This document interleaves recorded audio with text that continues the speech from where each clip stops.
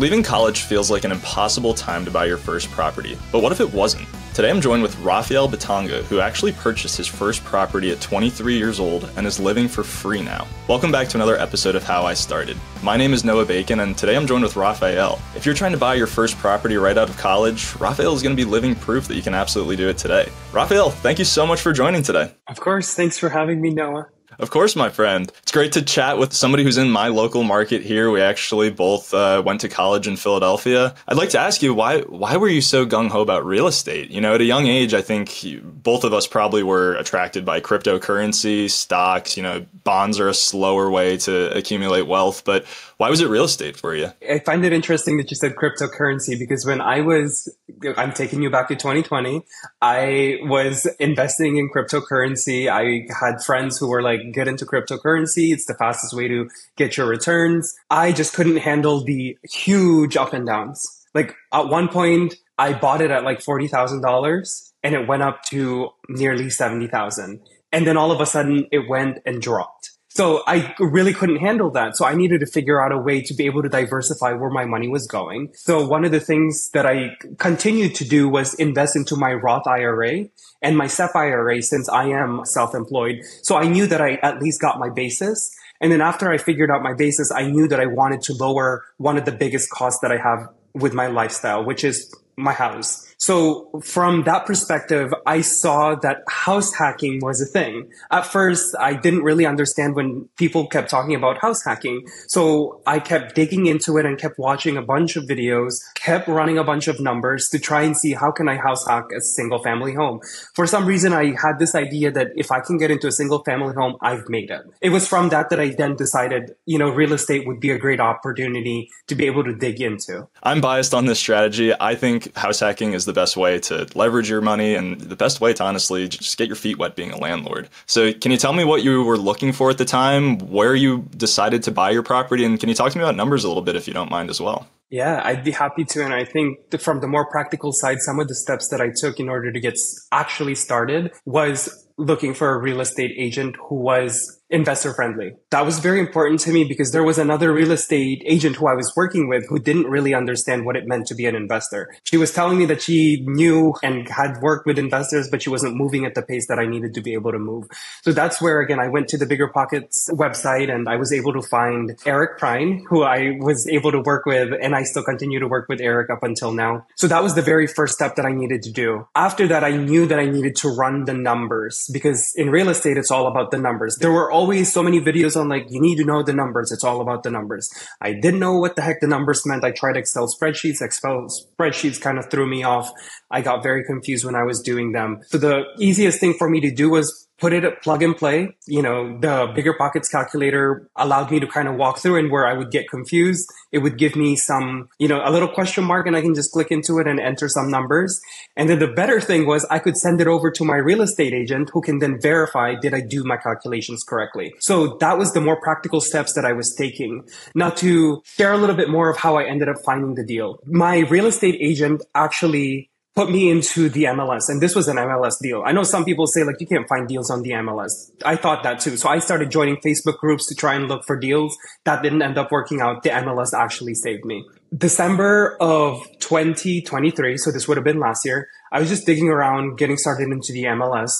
Still wasn't finding anything. I told my real estate agent that I wanted to look for single family homes. I looked at probably 20 to 30 properties. And I even felt so bad for my real estate agent because I just kept sending so many messages. Let's go have a look at this. Let's go have a look at that. I just wasn't finding the right place. And what did a right place look like for me? I wanted something that was close to the metro because I'm in a city. That was a very big thing. I wanted something where there was a lot of rebuilding or renovations that was happening. So what did that look like? I had to drive to the places and actually go and have a look at what is happening in the area. In the MLS, I saw this property. It was a duplex. It had 7 bedrooms and 3 bathrooms. I thought it was too good to be true. It just didn't make sense to me. It was 2,200 square feet, and it's always been a duplex. It was listed for $350,000 and it was in the market for over a year, and it had tenants up and down.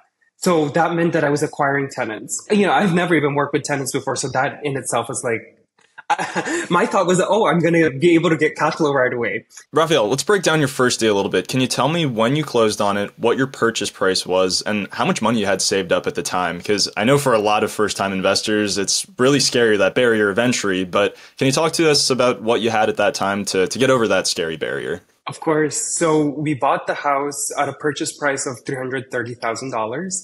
And this was in February of 2024. So it was this year. And how much I had saved up then was around $10,000 to be able to close. Wow. See, that's a really smaller barrier than I imagine a lot of people had in their head for a $330,000 property.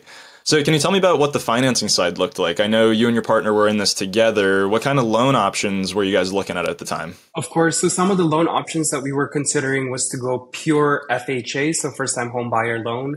The other thing was to do it as a pure investment loan. I think it would have been a conventional loan. But then the thing that we wanted to tap into, because he was in the military, he ended up being able to do the VA loan. Then there was another program here in Pennsylvania that was able to combine VA and first-time home buyers. So if it had only been the VA loan, it would have been about 7%. But then with the first-time home buyer VA, we got it at 5.75 in February of 2024. Wow, that is a huge difference in APR. That's what, 1.3 difference in rate? That's insane. So can you tell me about when you bought this property? I know you were looking at the house hacking strategy, but there were tenants in the property. What was your process like for, keeping those tenants happy, or were you just kind of giving them the boot and starting off fresh? I think entering the property was a bit scary because the upper tenants were actually mad that the property has been listed for over a year and people just keep going in. They just weren't happy with the fact that somebody was going in again. But what really helped out is we actually ended up speaking with the tenants and sharing with them, we are deeply interested in this and there will be a couple more times for us to be able to come in here. That ended up breaking down the barrier, so they were more willing to work with us. Though what I'm going to end up sharing with acquiring a property and acquiring tenants with it that I never realized, because again, I've never bought a property before, is be very clear that if you're going to cut their lease, to let them know from the very beginning, because I did not make that clear with them. I share this because what ended up happening is when we acquired the tenants, apparently they had an agreement with the other landlord that their lease was supposed to extend all the way up to the point when we were supposed to move in. So we couldn't move into the property when my partner and I were hoping to get in. And this actually put me in such a stressful mode where I got into speaking with lawyers to try and figure it out because my real estate agent gave up on me. The tenants didn't want to get out of the place. They just said, we signed the lease and we're supposed to do this. And then the original owner and their property manager even said, we didn't sign anything. But then the tenant said that they did because they did have an email agreement. And to the tenant, they said that that's a proof of agreement. So that was one of the biggest tensions that I had with the house where I was like, oh my goodness, I failed at this property. We can't get in. Our lease is about to end. I do not have a place to go and stay at. Where am I going to go? I have to do renovations. This is like blowing up. We had clothes on the house, so there was no going back. So how did you save up for renovation costs? With only $10,000 going to put down on the property, did you have a bigger bank account saved up then for the inevitable time when they'd move out and you were going to get in and update the units then? How I actually ended up setting this up is I had different accounts. I had one in an emergency high yield savings where I would divide up the things that I'm saving up for. So one of the things I was saving up for was for a down payment. The other thing that I was trying to really get ready for was for home renovations. And how we ended up dividing up the home renovations is because my partner is working full time and I'm doing my own thing. The divide is a bit different between the two of us. So we were able to figure out a way so that I would be covering part of it and the person who's boots on the ground while he puts in a little bit more than I do. Makes sense completely. So now that you are up to today, we'll speed up to today, obviously, here. Have you gotten in and updated the units at all? Are you in the renovation process? What does it look like today? We are in the renovation process. So I had to work with contractors. And I think this is another thing to share with folks who are looking into getting into their first property. If you're doing any renovations, is make sure you build up your team. Contact as many contractors as possible who understand working with investors. Jump on calls with them, figure out what their communication styles are. I had to jump and bring on probably 10 bids. And it's a lot of work, but it's work that's necessary to really figure out who can you vibe with. And that doesn't always mean that they're going to be the cheapest. I tried to go with the cheapest first, but the cheapest person ended up not responding to me. And that was scary. But the person who was most responsive, but maybe fell in the middle, was more the person that I could really work with, and I saw the quality of their work. So where we are right now, I'm actually at an Airbnb because we're preparing to get the house renovated. What we're doing right now is updating the kitchens in each unit,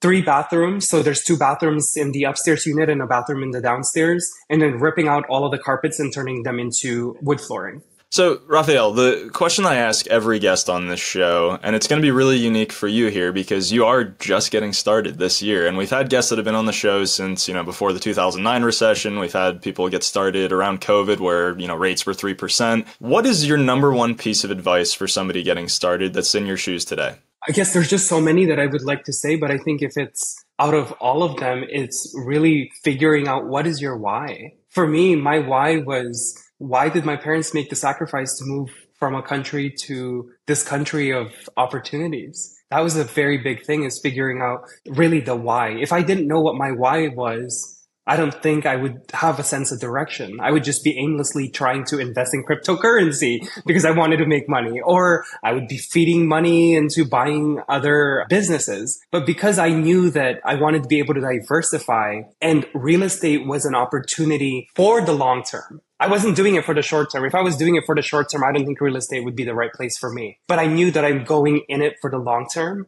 So I would say my biggest piece of advice is figure out what is your why. And if you have a partner, is figuring out what are both of your whys and can you even agree? Because I know for some folks, if you cannot agree with your partner, there will be constant tension if you're trying to get into real estate and they want to get into cryptocurrency. Completely different types of assets. Absolutely. Amazing advice. And Rafael, I really can't thank you enough for your time here today. And if you're looking to find more information out about Rafael, you can find that information in the show notes below. And I'm Noah Bacon. If you want to find me, you can head over to BiggerPockets, search my name. We'll have millions of resources for you to get started over there. And please give this video a thumbs up and subscribe to the Real Estate Rookie YouTube channel. We'll be sharing stories just like Rafael's on how you can get started in real estate for the first time. Thank you so much for joining us today, and we'll see you next time.